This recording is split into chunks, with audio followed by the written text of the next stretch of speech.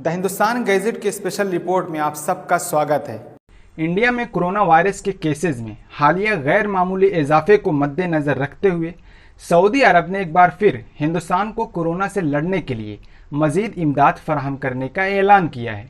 इस सिलसिले में सऊदी हुकूमत भारत को ऑक्सीजन के 3 कंटेनर समेत तिब्बी सामान के 100 कंटेनर फराहम करेगी। ऑक्सीजन के 3 कंटेनर भारत को रवाना कर दिए गए हैं, जो 6 जून तक भारतीय बंदरगाह तक पहुंच जाएंगे। एक कंटेनर 60 टन ऑक्सीजन पर मुश्तमिल है।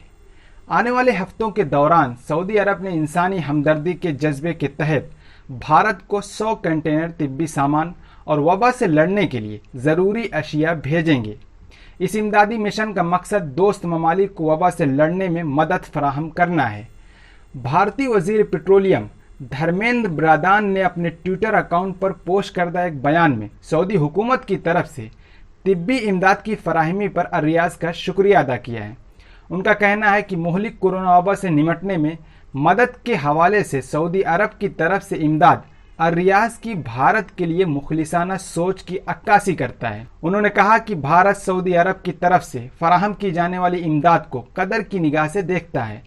इस इमदाद के नतीजे में दोनों दोस्त ममालिक के दरमियान तारीखी ताल्लुकात को मजीद मुस्तहकम करने में मदद मिलेगी।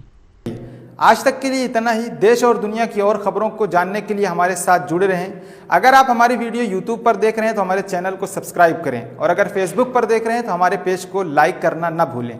शुक्रिया।